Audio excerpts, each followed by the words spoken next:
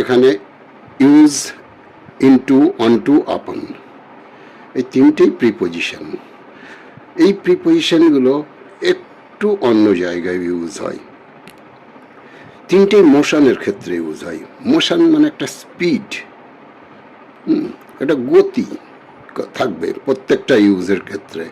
তো কীরকম, এবার সেই কী ধরনের গতি সেইটাকেই এখানে ক্লিয়ার করা হবে।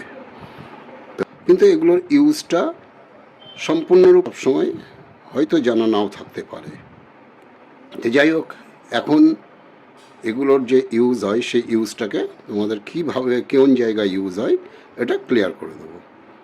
তো যাই হোক, এবার দেখো ইনটু। ইনটু কী ধরনের মোশন?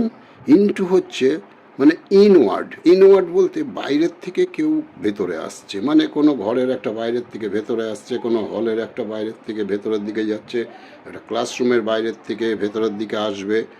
এই রকম ক্ষেত্রে যে মোশনটা কাজ করে, এই যে তার আশাটার মধ্যে একটা মোশন কাজ করছে, সেইটাকে বলা হয় ইনওয়ার্ড মোশন। বাইরের থেকে ভেতরে আসবে। আচ্ছা, যাই হোক, তাহলে আর এটা হচ্ছে ক্লাইম্বিং মোশন। ক্লাইম্বিং মানে কাউকে কোথাও একটু ওপরের দিকে উঠতে হবে। ওপরে যেমন হয়তো বললে সে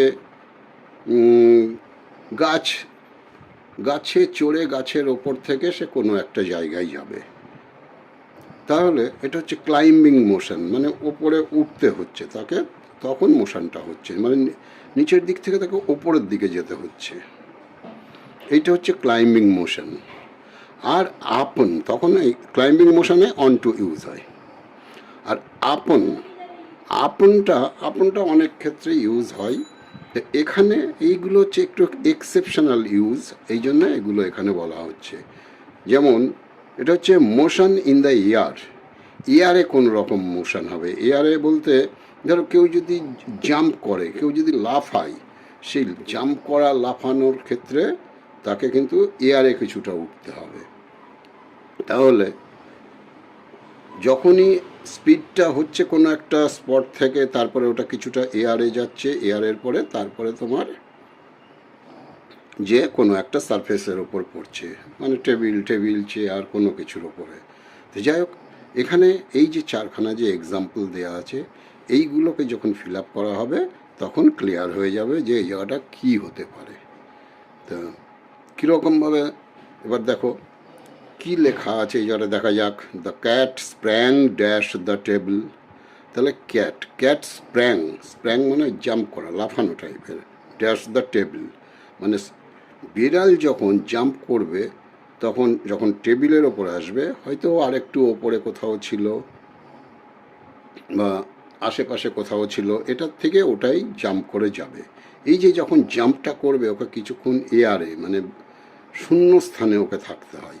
তাই এই যে ব্ল্যাঙ্কে কিছুক্ষণ ধরে থাকা এবং এর মধ্যে যে মোশনটা থাকে, তখন আমরা এই যে বলছে কি মোশন ইন দ্য এয়ার, আপন। তাহলে আমরা এখানে লিখতে পারবো the cat sprang up on the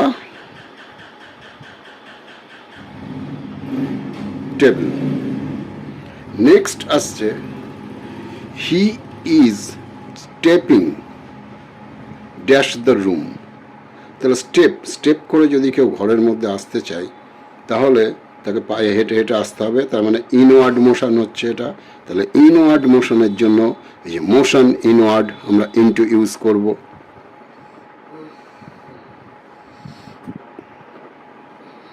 next আসছে the cat is climbing dash the roof.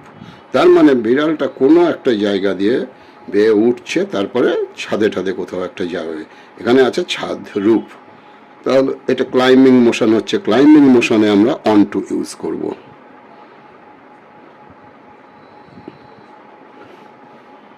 Are the frog jumped dash the well. তাহলে ফ্রগ যখন ওয়েল মানে কুয়ো, এই কুয়োর মধ্যে জাম্প করবে, তাহলে ওপর থেকে নিচে কোনো পুকুরে বা কুয়োয় জাম্প করলে তাহলে তখন আমরা কি করব সেটা লেখো। এই কোয়েশ্চেনটা তোমাদের জন্য থাকলো, এটা কি হতে পারে। ওকে, দ্যাটস অল।